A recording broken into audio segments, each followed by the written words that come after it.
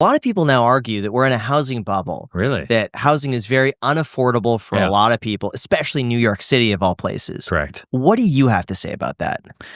I look at a bubble as something that can be explained, but is about to pop. I don't think what we're in is about to pop. I think it can easily be explained. I think we have an unaffordability crisis. I think there's an income gap, obviously, but I think rates are incredibly high. I think there's very, very, very little inventory. We're on year 3 of like 3-decade lows in terms of housing transactions throughout the United States. And that's worldwide, but just so we can focus the conversation here. That doesn't feel like a bubble to me. What it feels like is an unaffordability crisis more than anything. And it's pushing people into rents, but rents are also incredibly, incredibly high. And so something has to give. And so what will probably happen is you'll have an American debt crisis with all of the debt that people have racked up, from buy now, pay later tacos to student debt to auto loan debt to just general credit card debt. I feel like there's a new credit card that gets invented every other day that sells you a bag of rewards, but actually is preying on people's lack of income to be able to afford what it means to actually live in the United States these days. That seems like a bubble to me versus housing. Anyone who's bought a home since 2008, or 2009, let's say, after Dodd-Frank, right? You've either paid in cash or you've financed. If you finance, you have a 30-year fixed or a 15-year fixed, and that's a hefty monthly payment, or you've gotten an ARM, a 5-1, a 7-1, or a 10-1 ARM. And in order to get an adjustable rate mortgage, you have to be approved at the 30-year fixed monthly. So maybe you've lost your job, et cetera. That'll always happen. But I think the rate of delinquencies is not nearly where it would need to be to cause, quote unquote, a bubble. A lot of the charts seem to show the housing prices outpacing income by like 5 times. Oh, yeah, for sure. What do you think is causing that specifically? Do you think it's more so land scarcity, or do you think it's government policy? I think there's policy and tax code that has both hurt and helped the American home buyer and home seller. If you think about like the capital gains write-off, right? If you think like the joint married filing jointly, right, up to $500,000, that made a big difference in the 90s.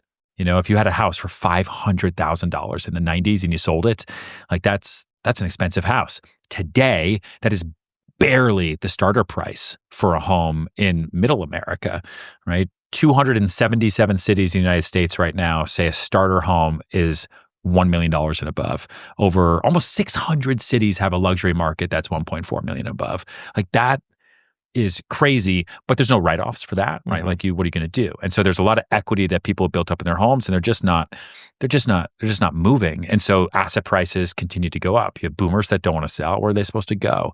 Anyone who has a 2.5% loan that they've gotten at some point in time since 2009 to 2022, where are you supposed to go? So it's the lack of inventory that I think is pushing pricing on top of a very, very slow job growth market.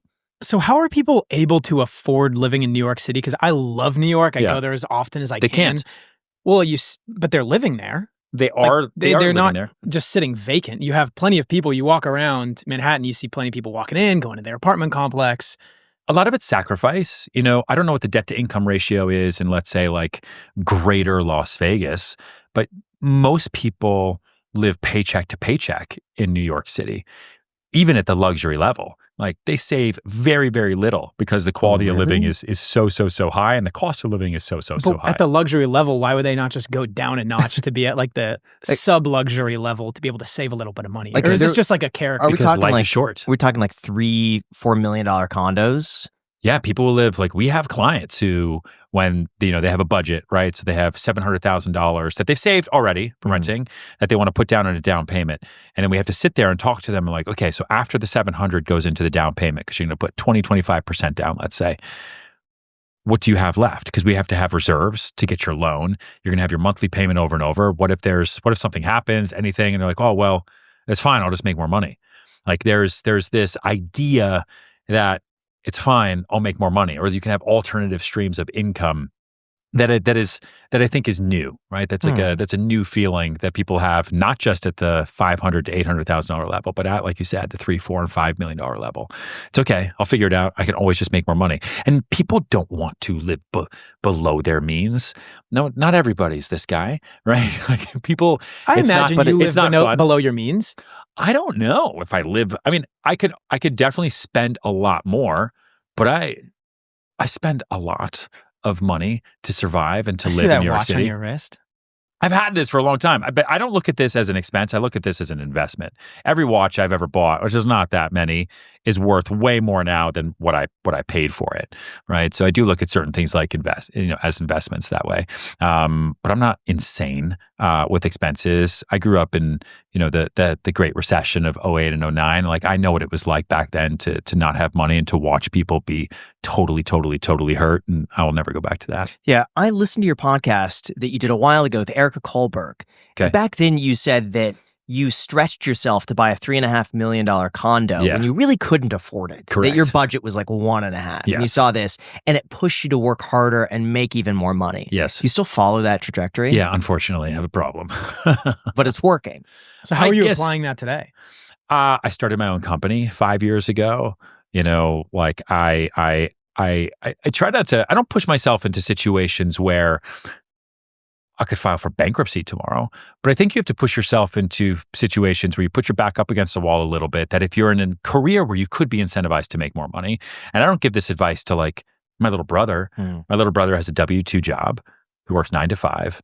I guess he could do some nighttime investing. He could do what some of my other friends do. He could be crypto trading. Like, he could have a weekend job, sure, to always make more money, but then his quality of life and his focus would be incredibly fractionalized, both from like a mental health point of view and actually like a physical labor standpoint. So I don't do that. I think when you're in sales, your fate is what you make of it, right? You just have to make 10 extra phone calls. You can make 10 extra appointments. I could work 7 days a week. And so I pushed myself to buy that apartment. It was 3.7. And then a year later, I was like, I could have gone bigger because I just made more. Then I bought my first, big house, and that was 7.6. And that was terrifying. And then I gut renovated it. And then when I was done, I was like, maybe could have gone bigger. And then started my own company in 2020, just completely bootstrapped for the first 4 years, and then raised money for the first time in December to have strategic partnerships. I wasn't doing this 100% by myself. And I look at like what our expenses are now, and it's just mind-boggling to where I was stressed about just a couple years ago. But we just keep pushing the envelope and keep pushing ourselves to the point where we look back a year before and we say, oh, okay, that wasn't so bad. Real quick, how many times have you actually panicked because you could not find your wallet? I'm talking full stop, heart drop, where it's complete panic, because I have way too many times, and now there's a wallet that just shows up in your Find My app. Me telling you that it's been a game changer is a complete understatement, because I cannot tell you how many times I've lost my wallet. But with MagBack, I just open Apple's Find My app to play a sound if it's nearby or just see it on a map. That's why we're so excited to partner with MagBack. Honestly, we've been waiting to talk about this because they make a smart wallet, and it's one of those products where once you see how it works, you'll just immediately want it. It carries up to 9 cards while still looking sleek, plus they're made of genuine top-grain leather that gets softer and develops more character the more you carry it. It also doubles as a phone stand, and it's compatible with QI wireless chargers, so you don't sacrifice your MagSafe capabilities. In addition to wallets, MagBack offers minimalistic phone cases, multi-chargers, wireless chargers, Tesla chargers, and rim cases and key tags. Funny enough, one of my favorite products is the Tesla-compatible charger. I have it in my Tesla. I absolutely love it. If you have a Tesla, I highly recommend it. And you could get 15% off of any of these products using the code iced15 when you go to creators.magback.com/the-iced-coffee-hour. The link is also down below in the description. Once again, that is code iced15 for 15% off at creators.magback.com/iced-coffee-hour. Link down below in the description.